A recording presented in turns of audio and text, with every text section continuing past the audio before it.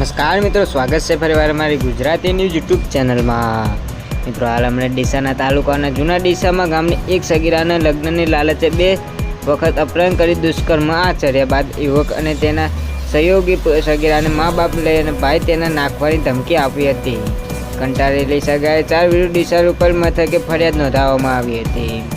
મળતી માહિતી મુજબ જૂના ડીસા ગામના ખડવાલ વિસ્તારમાં રહેતી એક સગીરા ગામની જીવન જ્યોત સોસાયટીમાં રહેતા અજય શરણાઈને અને લગ્નની લાલચ આપીને દુષ્કર્મ આચર્યું હતું।